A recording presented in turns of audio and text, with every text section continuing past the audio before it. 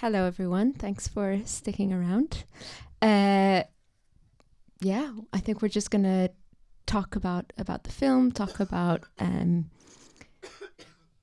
female Arab filmmakers a little bit in general, and then open it up if anyone has anything to say. Yeah, this is a very informal discussion, so you're encouraged to comment, critique, ask questions. I wanted to also touch on humour because it's part of the Women Aren't Funny season. And I find that quite interesting, the selection of films. Not all the films are laugh out loud funny.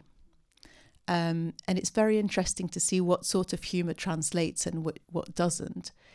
And I was curious to see how much of the comedy in the film would translate. A lot of it is in the Arabic, and even, I'm going to be more specific, in the Lebanese turns of phrases that they use.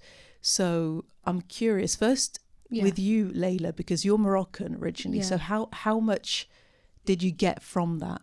I still have to look at the subtitles. I have to say, I still have to look at the subtitles. So but you definitely get so much of it is also in the body language and in the tone and in the musicality of what they're saying. So I think it definitely does translate. And I would say I understand enough to know when language is being used for humor, but I'd still have to look at the subtitles. It's a tricky one, just because there are some expressions that they use that you can't really translate. I used to subtitle films as a sort of one-off jobs for a living, and it's really hard to get that nuance. Even when they're driving in over the potholes, the exact expression they use would make me laugh, but it doesn't translate that well. And do you find that you then have to translate that in another humor, say a specific British humor, or does it have to be a bit more general so that everyone can understand regardless of where they are? Yeah, I think it would be more general, especially when you're doing subtitling. So a lot gets lost. Yeah, it tends to. But there's nothing much you can do about that. That has to be kind of which explains why some films do better internationally than others. But still, despite everything, it still manages to make international audiences laugh. And I was also curious, just in keeping with the theme of comedy, that it's, and I don't know what your thoughts are on this, is that I couldn't name that many kind of outright comedies that had been released in the Arab world in the last few years. And I wondered why that was. Even though sort of TV shows, short films are very funny, but in terms of features, it's not that common anymore. Yeah, I was going to say definitely TV shows. I think it's in Morocco, certainly it's like all the Ramadan series TV shows is like lots of comedy there, loads of like slapstick type things. Yeah, very slapstick. With filming, I wonder if it's linked to funding in any way, if it's linked to funding that has to be found in Europe and elsewhere, and therefore the kind of stories that Arab filmmakers are encouraged to tell or are allowed to tell even are dictated by what other people want to see of them, which, as we know, a lot of the times is, what's your misery story, the war stories, all of that. You probably know a lot more and have better insight than I do in regards to film and funding, but I know that that's something that we briefly talked about, and I thought it'd be interesting to kind of discuss. Yeah. Well, that's a good point, actually. In terms of feature films, most feature films are co-productions. I mean, even this is a co-production with France. It's half funded by Ciné Fondation.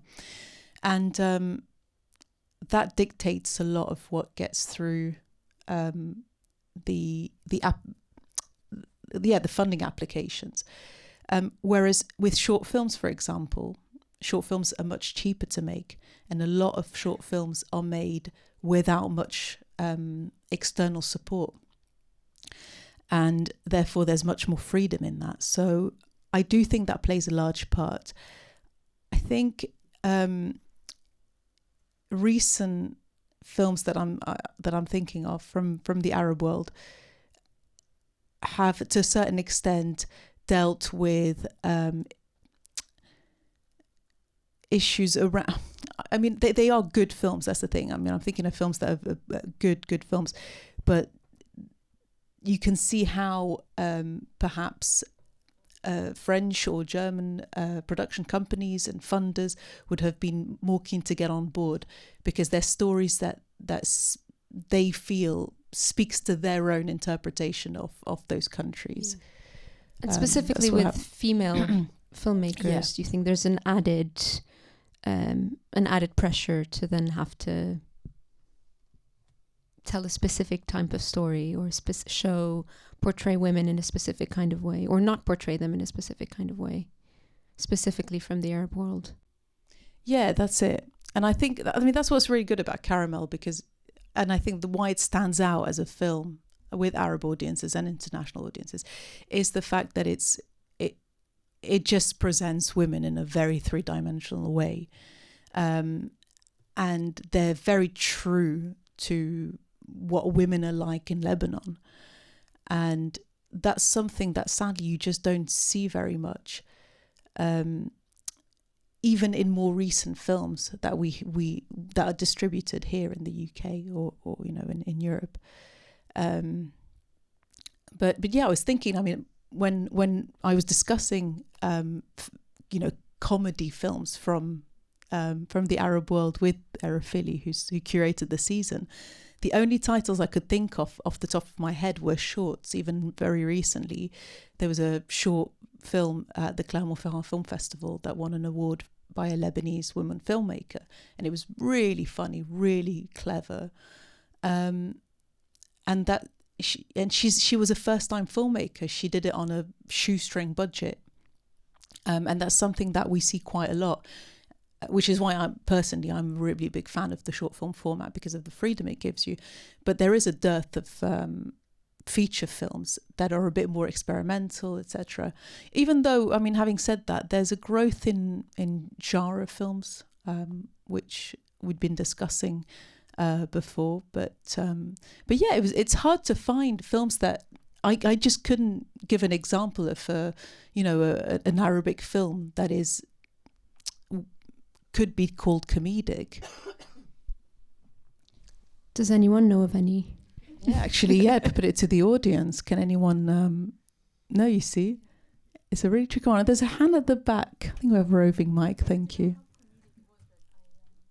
Sorry. I think Arab Blues. Was there one called Arab Blues? It was in Mubi a while back. I think it's like a year ago.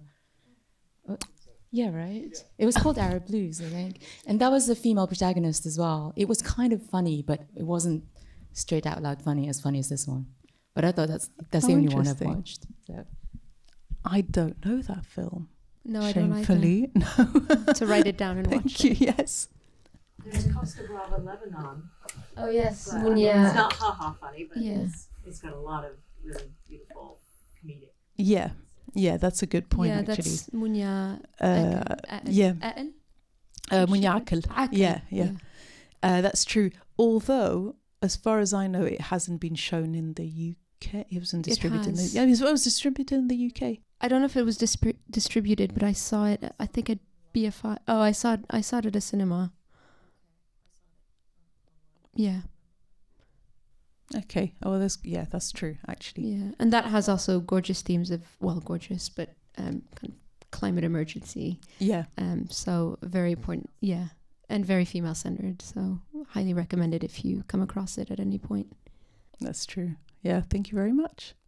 Does anyone have any comments they'd like to share about Caramel? Any thoughts? Any feedback? Yes. Yeah, why not? Just two things. One was just a comment when you were talking about the translation and how it translates literally or not literally to an English audience. And there was that moment when, with the biker boy that clearly likes one of the hairdressers, and she says to him, "Killik Zau," I think, which is like, "You're full of manners," which sounds really polite and courteous, but it was translators "don't bother," and then everyone laughed. Yeah, because it sounded even more mean and like apathetic about his admiration, which I thought was an interesting thing, because I don't know if the Arabic version would have been as funny. I twigged on that. It's an interesting one because Killik Zau is massively over the top as a thank you. You're full of taste. It's really what it means, and therefore when it's said in such a passive aggressive manner, it's even funnier, because even as a thank you, it's a bit much. And when it's said in this way, I laugh because of that. So that's the thing, exactly. It's don't bother. It implies don't bother, but that's not what she says. Yeah. But yeah, does anyone who's not an Arab speaker think they got a question at the comment at the front? Oh, sorry. I think even if I'm missing the nitty-gritty and exactly what's said, because I'm so engaged with the characters and I understand what's the drama and what are the contradictions, the comedy comes across. Okay, yeah, that's good to know. Well, to a certain clearly, degree, yeah. To a certain degree, Yeah. I'm sure I'm missing stuff, but yeah. And that would explain, the success of the film. Yeah. What happened at the doctor's office with the bride? So, well, should I? Yeah. She, she wasn't a virgin anymore, and so she went to get her hymen reconstructed, essentially. So to get that surgery, so that she could be her husband, to be her fiancé, didn't know. So that was the issue. So that's what happened, and gave a false name. I think Pompidou, Julie Pompidou, which is really funny. I think as a French speaker, you can see the humor without necessarily being Lebanese and kind of understanding that context. But yeah, that's what happens. And I think for me, what I love about the film so much is they're all love stories, and it's a love story to Beirut, but it's also a love story between these women and the relationships and how they hold each other, and the one that breaks my heart is the one between the sisters, the Lily and Rose, which is despite all the humor there, you laugh, but it's also so heartbreaking, just kind of seeing someone lose it. Yeah. What did you think the relationship was? Do you think? Talking about the two older the tailor. Yeah. A few people have thought that. I got that comment a few times. No, they're two sisters. Yeah. But yeah, you'd only know that from reading the synopsis, to be honest. I don't think it's stated explicitly in the film. Yeah, they do. They do? Yeah. Oh yeah, no, Yeah, they do. yeah, They they do. do. They do. My bad. Yeah, no, that's true. That's true. Yeah, I think same. I think what I find quite moving watching it now, because I think the first time I watched it was probably when it came out, is what's changed and what's not changed in Beirut.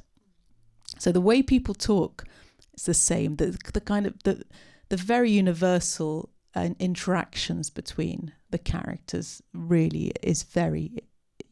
It's both universal and timeless. It's so that makes it very moving. But things like the electricity cutting off, you think, nearly 20 years on from that point, and we're still there with the electricity cuts. So it kind of, it's tricky, and then it feels like, was it a bit of a golden age? Because now things are relatively more dire, given the economic crisis, given, you know, countries on the brink of war, etc.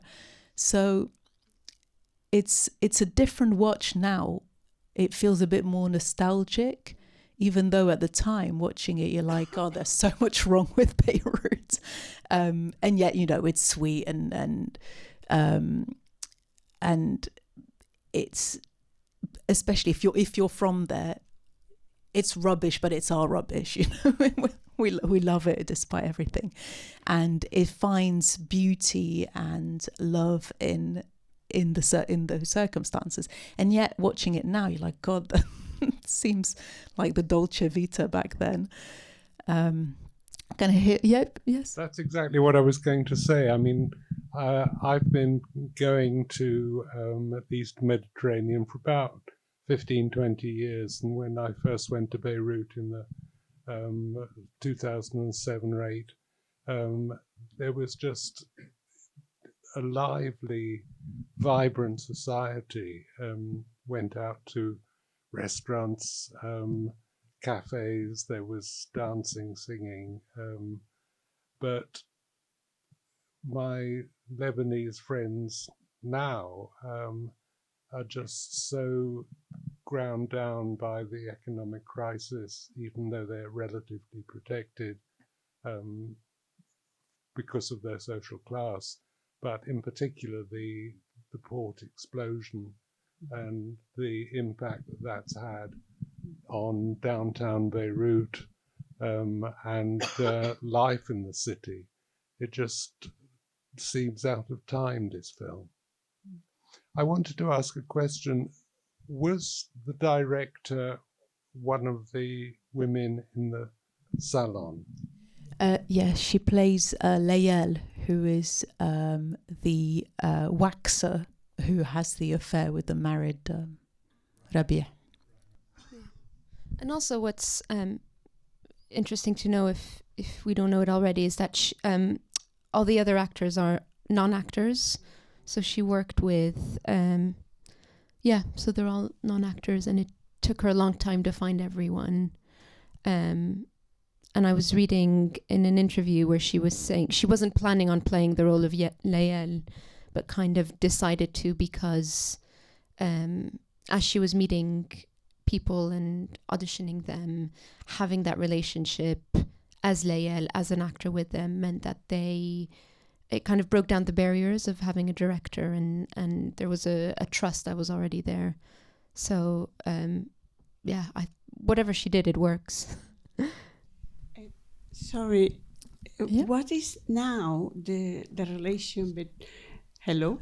Yes. Sorry, it's really dark. How is now the relation between the two communities at the moment? You know, the Christian and the Muslim.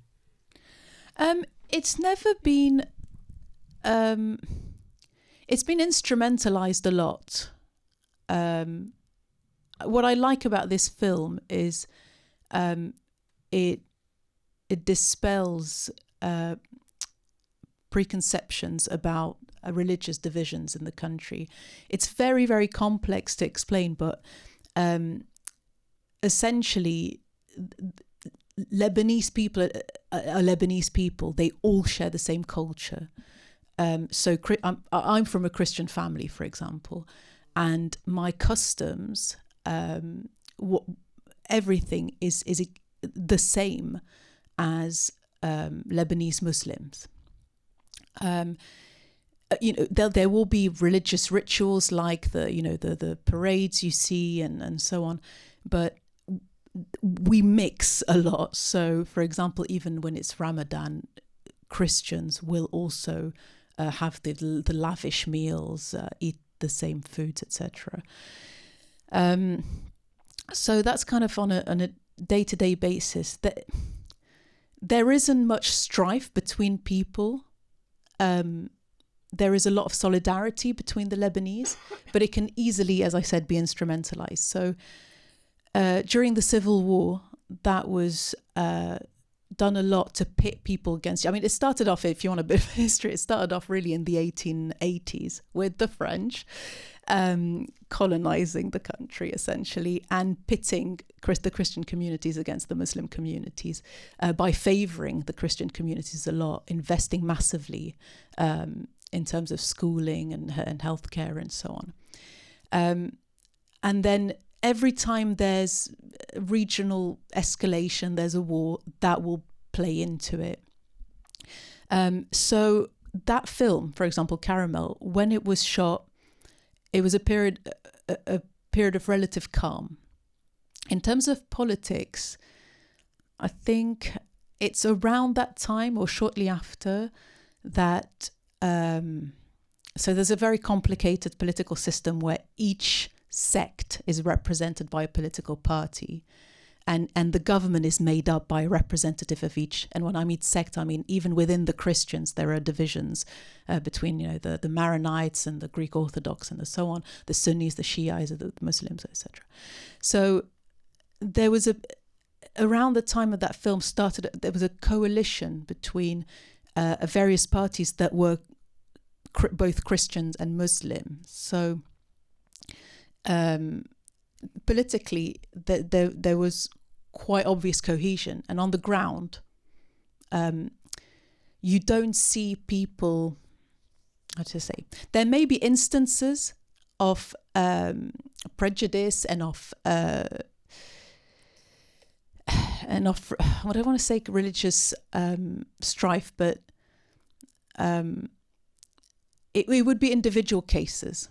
I mean, the communities are not segregated or separated really in the country, so to speak. And I think it's still the case today. But this film is all very Christian. Yeah, you've got this, is it Serene? The character, sorry, who has... Nisreen, sorry, who's Muslim, who's the one who gets married in the end. So yeah, so Nisreen is Muslim, and exactly. So Nisreen is Muslim, and the other ladies, Rima, we don't know what she is. Laila is Christian, Laila is but then Christian. the others we don't. We don't know. It doesn't come up, and that's really representative of, and that's true to the reality. It's not a particularly rose-tinted view of how it is on the ground. Most people just aren't divided by their religion. They'll be divided along other lines, but religion tends not to be one of them. Yeah, pretty much. It's not about the people. I'm from Syria. Okay, yeah. You don't ask the people where you're from, what's your religion or something. Yeah. It's always about the politics. Yeah, same. I mean, I'm part Syrian as well. that's true. That's true. We have a question here. Oh, there is. Oh, sorry, I can't see, and then we'll come down to you. Hiya. I just wanted to ask if there was ever any kind of reaction in Lebanon towards Rima's storyline. Not really. No. It's a very, very weird one. I don't know. I'm not an expert, but as far as I know, in the Constitution, there is something in the Constitution about homosexuality that makes it illegal, but it is never applied. And Beirut is famous for its gay nightclubs, so it's also there. But it's kind of at the discretion of people's families. So there is stigma, and this is, a few years ago. So now it probably is still there, but it's not. You won't get arrested for it, and if you're in Beirut, depending on your family, depending on your circumstances, if you're not, if you're fairly affluent and you can sort of be fairly openly gay, But yeah, so there wasn't much of a reaction to it. No one. I mean, there's no one's clamping down on homosexuality. It's more to do with, I guess, with some families still being either very conservative or very traditional, or and it's more about them individually accepting their own family members being gay, I'd say. And I would also argue that it's not explicitly said or shown in the film, so there's nothing to kind of I think if there was a sex scene, maybe people would have had more of a, but yeah, it was pretty tame. Yes, sorry, you wanted to say something. I was simply going to ask whether that wedding could have been a Christian wedding. It didn't strike me as being an Islamic ceremony. Yeah, that's a very good point, actually. The wedding's a good example of what I mentioned.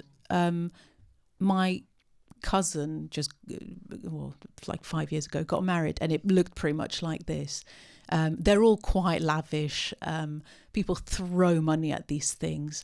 I mean, it's implied here that the family probably doesn't have much money. She works in a beauty salon, and yet, they'll go all out for weddings. So it's much rarer to have a, local. Well, you can't actually. You can't have a local town hall wedding simply because you don't actually have civil marriage in Lebanon. I don't know if you know this, but if you want to get married, if you want a civil wedding, then you have to. Well, you don't have to, but most people go to Cyprus, which was what another cousin did, get married there, and then go back to Lebanon. But yeah, most weddings look like this. Oh, hey, I wanted to ask before if either of you knew anything about how Nadine directed herself, because it's such an extraordinary performance, and I've always been curious as to how she navigated directing herself so well. If you knew anything about that, or had read anything or heard anything, I'd love to know. Nothing specifically about how she directed herself. I read in an interview she was saying that she found it much easier when she was in the scene as Laila, kind of filming those scenes, and that when she wasn't in a scene and directing, she found that much more difficult kind of to work with the actors, and that but in regards to directing herself, nothing really specific that comes to mind. Yeah, I read something like that, and I read more about how she works with other directors. She talks more about that. So she's Nadine Lebaki, for those who don't know, she stars in this film, but she's also an actress and has been in other films. And she talks a lot about how she works with other directors, given she's also a director. So she stresses how humble you have to be and not kind of get in their way, and try not to put yourself in their place as director and so on. I remember reading something shortly before this, because there was a screening of 1982, which I don't know if any of you've seen this. It's a really good film. It's Walid Mu'annis, and it's a film. It's actually it's a film about 1982 in Lebanon, but it's one of the very few films about the experience of the invasion of 1982, of being there in 1982. And it's about the filmmaker's childhood, really. Walid was in Lebanon. He was 8 or 9 years old, 10 or something at the time. And Nadine Lebaki plays his teacher, school teacher. And there was a discussion between the two of them on how she worked with, as a director, how she worked with another director as his actress. So that was quite interesting. But I didn't read anything specific about Caramel and about how she had that dual role and how she handled that.